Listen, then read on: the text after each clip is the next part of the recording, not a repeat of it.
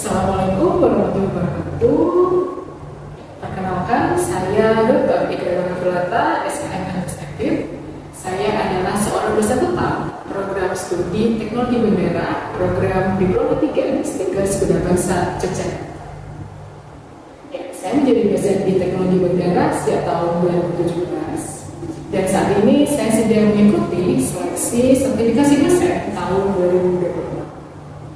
Dan pada kesempatan kali ini saya membuat video sebagai salah satu syarat dalam seleksi sertifikasi dosen 2026 tersebut, yaitu pada uji kerja Tridharma perguruan tinggi di bidang pengajaran. Pada kesempatan kali ini saya akan menjelaskan materi kuliah yang saya ampu sesuai dengan konsep delivery, interaction, dan assessment. Mata kuliah saya ampu pada program studi Teknologi Bandara, yaitu salah satunya adalah epidemiologi, yang mana dalam hal ini kenapa saya mengambil mata kuliah epidemiologi, karena saya punya background pendidikan dan kepakaran di bidang epidemiologi komunitas. Selain mata kuliah epidemiologi, saya juga mengambil mata kuliah dasar ilmu kesehatan masyarakat dan juga metodologi penelitian dan statistik.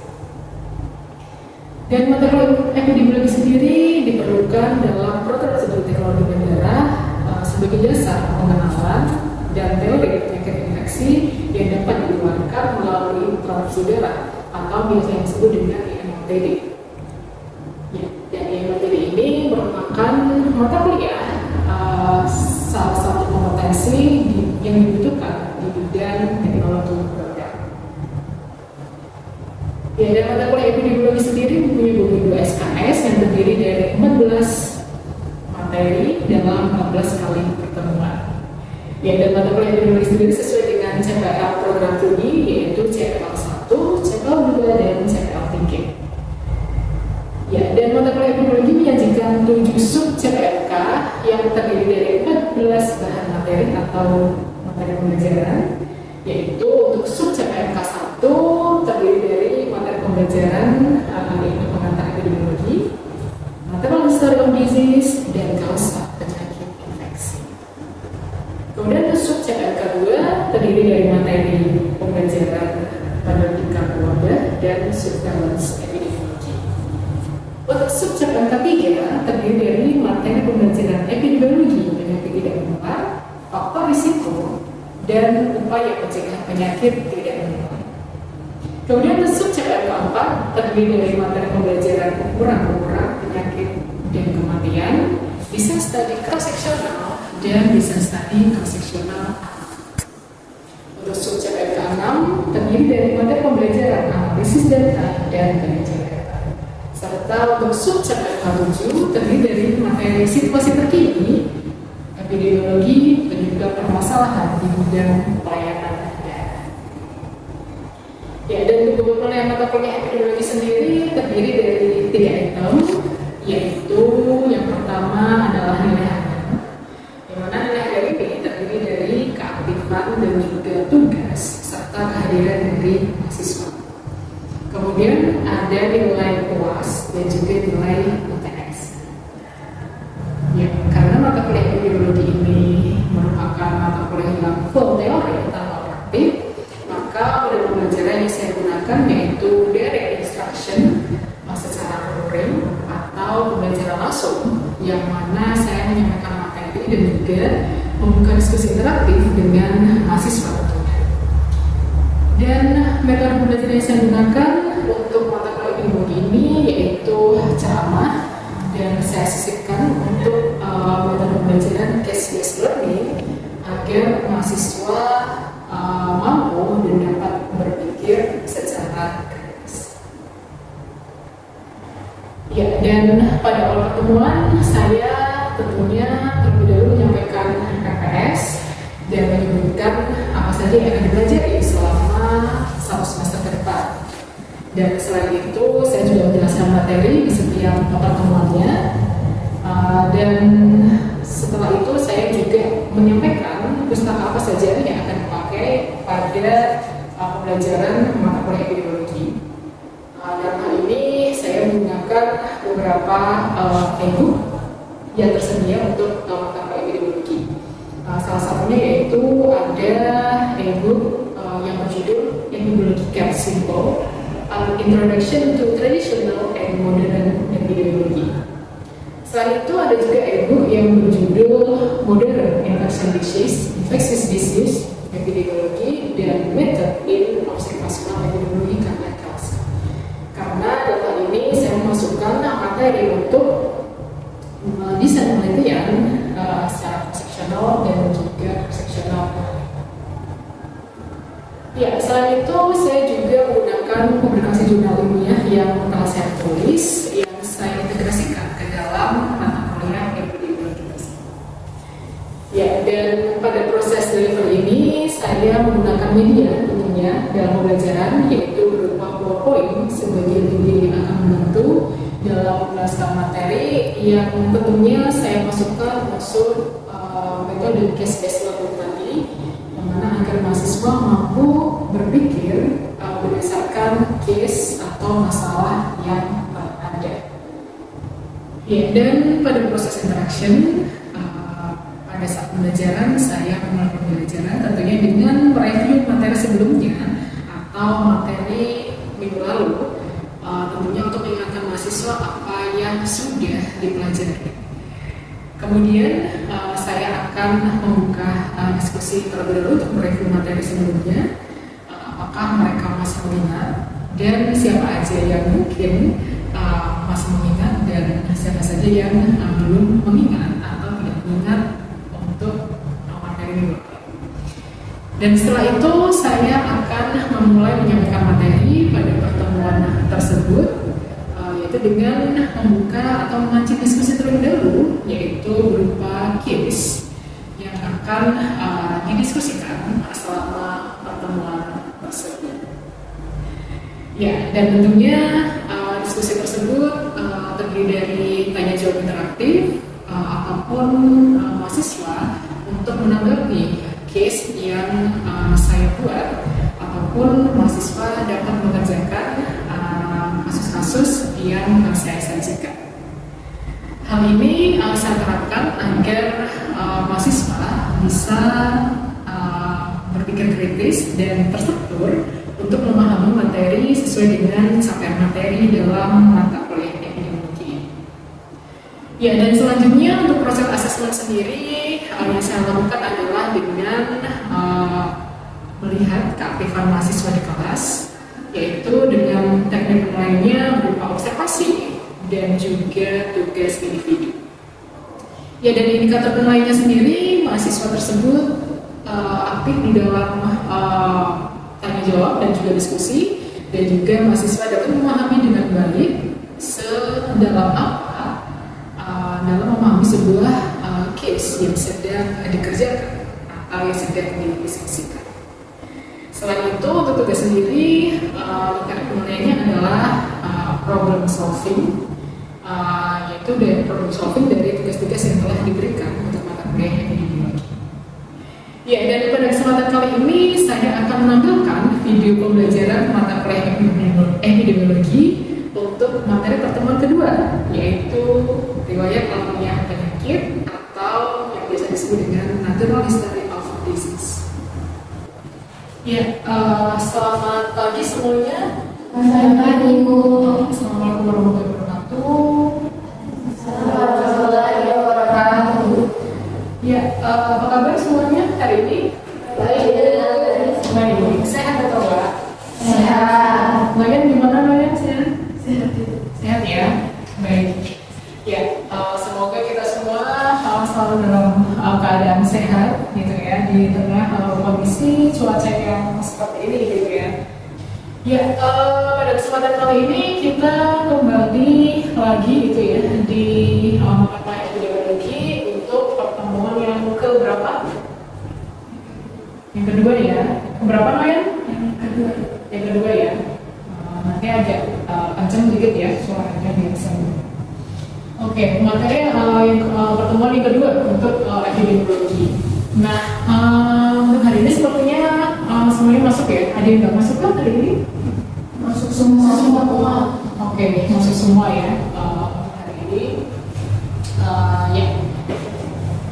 Sebelumnya saya akan sedikit review gitu ya materi pertemuan kita minggu lalu, yaitu materi pertemuan yang pertama mengenai mata epidemiologi gitu ya, tentang apa itu epidemiologi gitu kan ya. Kemudian juga kemarin itu saya menyampaikan epidemiologi itu sebenarnya definisinya apa sih begitu ya. Masih ingat atau tidak?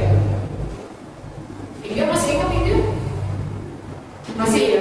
Oke, masih ingat. Kemarin epidemiologi sendiri definisinya apa? Sebenarnya kalau secara modern gitu ya, modern epidemiologi sebenarnya epidemiologi ini mempelajari tentang hanya 3 hal saja ya kemarin ya. Masih ingat atau tidak 3 hal itu? Penyebaran penyakit. Oke, penyebaran penyakit ini tentang satu kata kunci di epidemiologi. Ada yang masih ingat? Penyakit yang menular. Iya, penyakit yang menular salah satunya adalah penyebaran atau istilahnya adalah distribusi seperti itu ya. Masih ingat ya distribusi? Kemudian selain distribusi penyakit ada apa saja di situ? Tentang besaran masalah? Ada yang masih ingat besaran masalah itu harus dalam bentuk persentase. Kemudian kalau persentase itu dia berapa? Besar. Apa dia?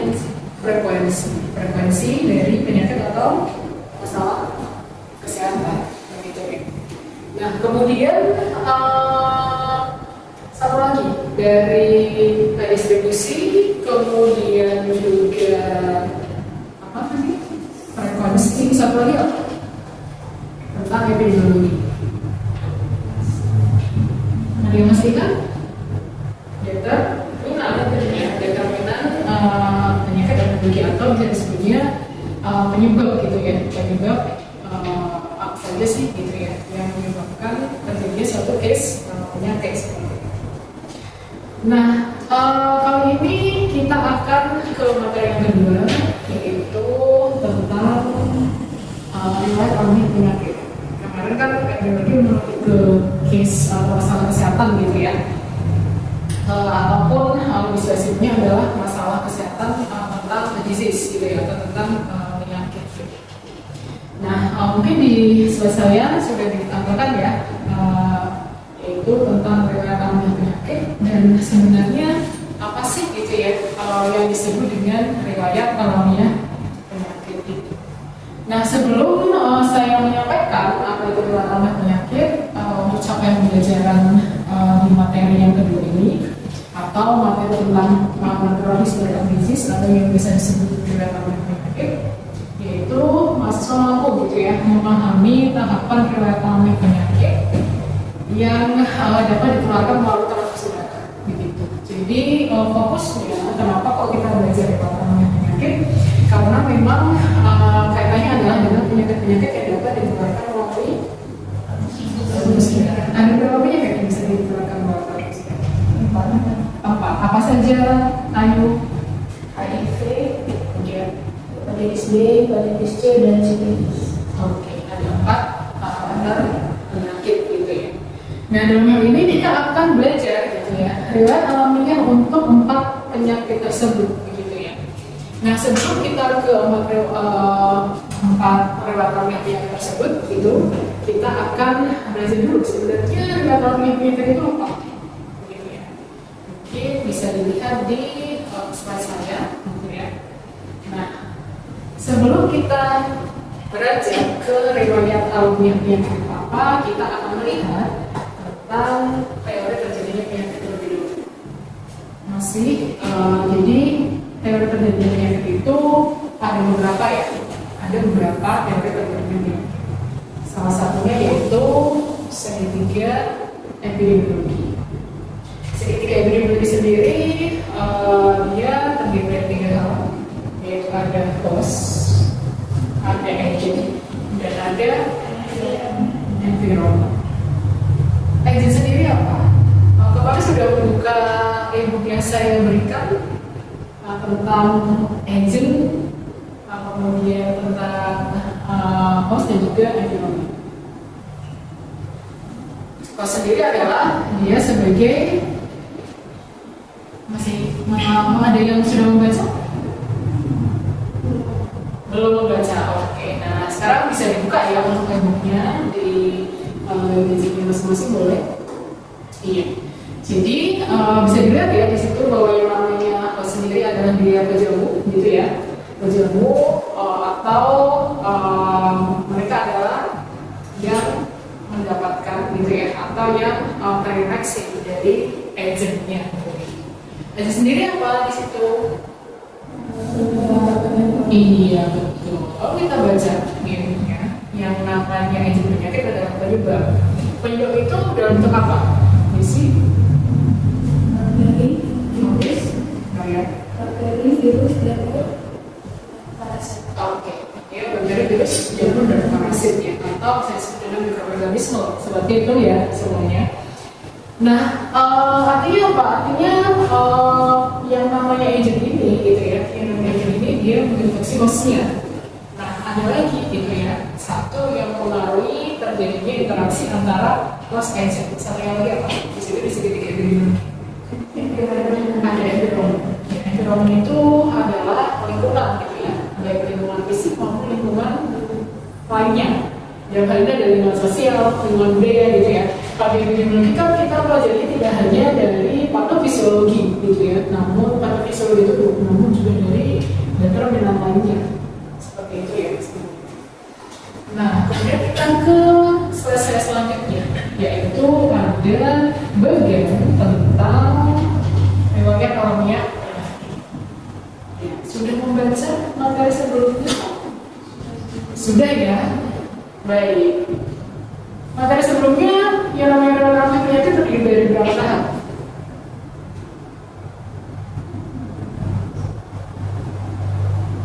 Ada 4 ya? Ada ya? Satu apa tahapnya? Fase susceptible. Fase susceptible atau fase pertama. Kemudian ada Fase klinis. fase subklinis. Kemudian ada apa lagi? Fase klinis. Fase klinis dan terakhir ada Fase penyembuhan. Oke, fase penyembuhan. Yang namanya fase rentan itu adalah fase yang seperti apa? Misalnya nih, yang namanya fase rentan itu adalah fase di mana hostnya itu dalam kondisi sehat, begitu ya. Jadi kita semua yang ada di sini sebenarnya adalah dalam fase rentan. Kenapa? Karena banyak sekali agent yang menyerang kita, gitu ya. Dalam hal ini mereka istilahnya menyerang kita, namun akan berbeda kondisi gitu ya, ketika kita punya imunitas yang baik seperti itu. Kalau tidak baik, biasanya kita akan tertular. Dalam hal ini utamanya ada penyakit menular ya. Dan kemudian ada fase subklinis. Fase subklinis itu adalah fase di mana agent sudah menginfeksi host, namun belum muncul gejala seperti itu. Nah, nanti akan ada lagi gitu ya di fase yang ketiga, yaitu fase Klinis. klinis. Apa itu fase klinis? Penyakit sudah menimbulkan gejala. Iya, penyakit sudah muncul gejala. Kemudian terakhir ada apa? Fase penyembuhan. Ada fase, ada yang menyebutnya fase penyembuhan, tapi kalau saya sering menyebutnya adalah fase terminal. Gitu. Kenapa? Karena di situ selain penyembuhan juga bisa terjadi kematian, bisa juga terjadi kecacatan, tergantung dari disease yang diderita oleh si host. Nah, kemudian slide selanjutnya ada contohnya di situ, gitu ya. Contoh di situ saya belum mencontohkan untuk yang penyakit yang OTG, saya contohkan dulu untuk penyakit tular vektor. Ya, penyakit apa di situ? DBD atau demam berdarah. Nah, untuk penyakit DBD, misalnya ada satu pernyataan nih, di situ tempat perindukan vektor, gitu ya, berada di sekitar tempat tinggal. Ada suatu tempat perindukan vektor di tempat tinggal hostnya. Itu masuk dalam fase apa? Dalam fase rentan. Kenapa? Karena ketika ada tempat perindukan vektor, dia cenderung punya densitas vektor tinggi, dan vektor inilah bisa mengeluarkan DBD. Catatan kedua ada apa di situ? Mungkin Nadia bisa membacakan? Ya sih, mungkin silakan. Terinfeksi virus Dengue namun belum muncul gejala. Iya, terinfeksi virus Dengue namun belum muncul gejala. Dia ada di fase apa? Fase subklinis, gitu ya. Bisa dipahami sampai di sini fase subklinis. Oke, kemudian pernyataan yang ketiga. Di situ apa? Ada yang bisa membacakan? Ismi mungkin, silakan. Terjadi demam tinggi dan bercak merah pada kulit. Oke, terjadi demam tinggi dan bercak merah pada kulit. Dia masuk dalam fase apa? Fase klinis. Fase klinis, gitu ya. Kemudian, kenapa kok masuk di fase klinis? Karena dia sudah muncul gejala. Oke. Kemudian, pernyataan yang keempat, sembuh atau meninggal karena DBD. Ini maksudnya dalam fase terminal atau fase akhir, gitu ya. Nah, kemudian ada satu lagi pernyataan. Mungkin ada yang bisa membacakan? Ida, silakan. Terinfeksi virus dengue sampai muncul gejala. Iya, terinfeksi virus dengue sampai muncul gejala. Jadi itu disebutnya adalah sebagai apa nih? Sebagai Masa inkubasi penyakit, gitu ya. Masa inkubasi penyakit terjadi ketika dia antara fase subklinis ke fase klinis, begitu. Masing-masing penyakit ada masa inkubasinya, gitu ya. Dan satunya kan dengan penyakit lain akan berbeda. Lalu bagaimana dengan penyakit HIV dan sifilis? Nah, silakan bisa ke slide saya yang selanjutnya. Di situ akan ada permainan puzzle, gitu ya. Jadi mencocokkan riwayat alamiah penyakit dengan pernyataan yang ada di fase tersebut. Oke, bisa kita buka yang pertama terlebih dahulu ya. Mencocokkan pernyataan untuk riwayat alamiah penyakit HIV. HIV termasuk dalam level tadi bukan? Termasuk ya. Oke, bisa dibuka.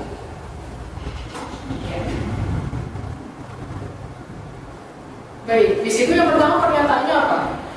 Dari saya. Dari saya aja dulu, nanti silakan bisa dijawab oleh Noya. Oke, yang pertama adalah terjadi penurunan CD4 di bawah 200. Dia masuk dalam fase apa? Iya, dia masuknya dalam fase terminal. Terminal ya.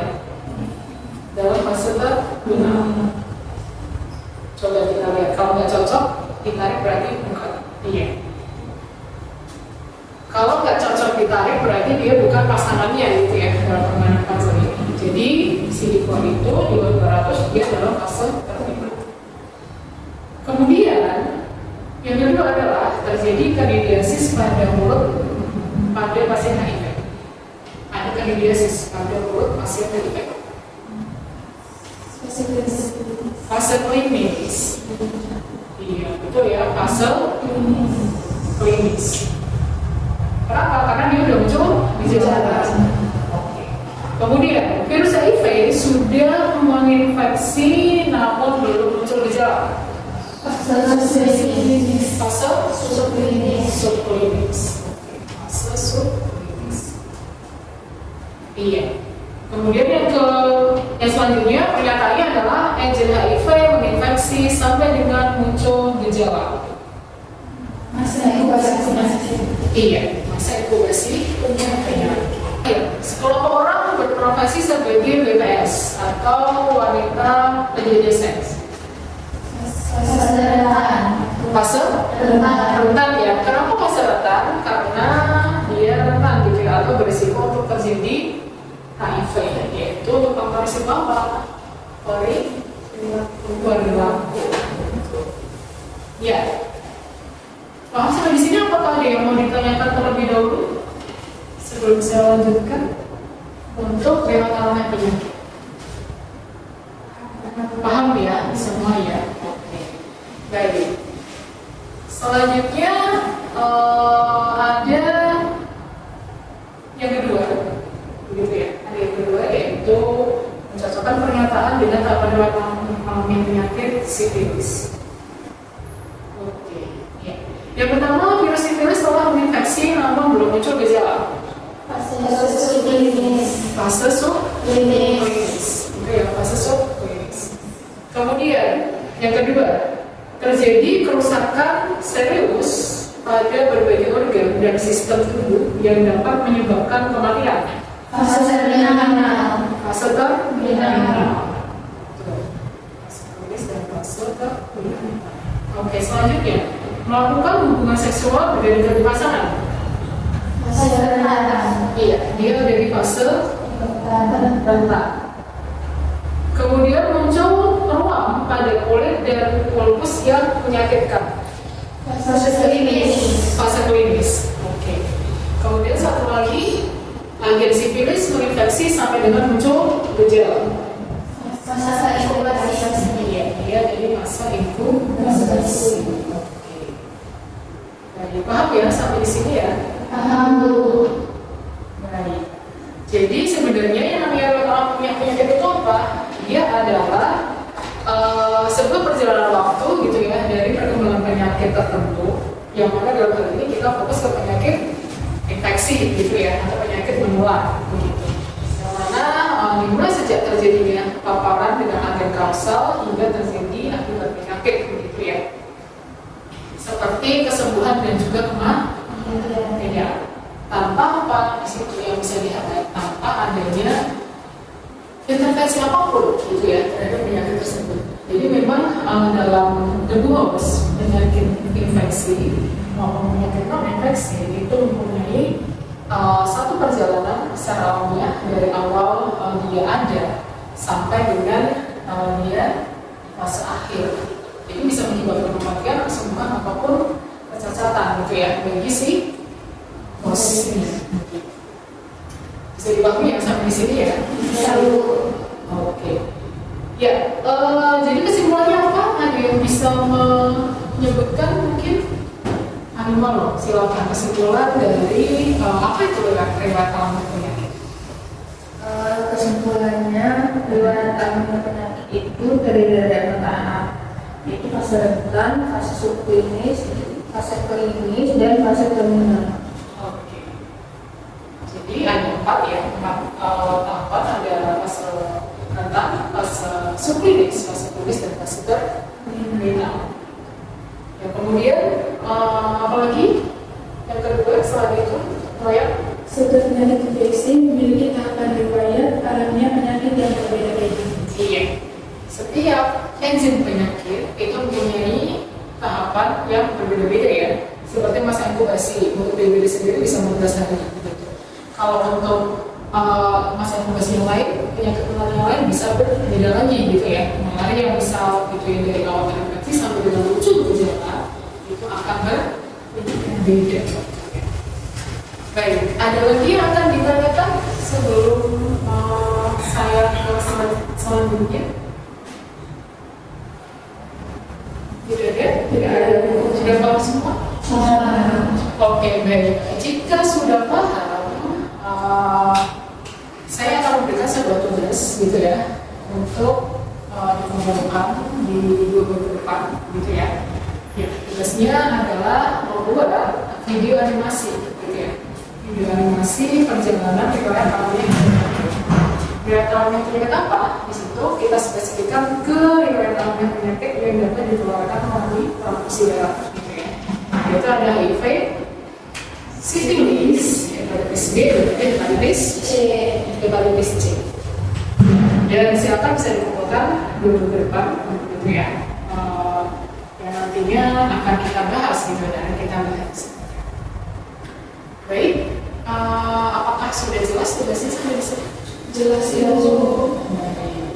Jika sudah jelas, untuk kelas hari ini akan saya akhiri dan kita akan kembali ketemu lagi di minggu depan ya, di hari dan jam yang sama. Ya, demikian video pembelajaran untuk mata kuliah epidemiologi dari saya. Saya akhiri video ini. Wassalamualaikum warahmatullahi wabarakatuh.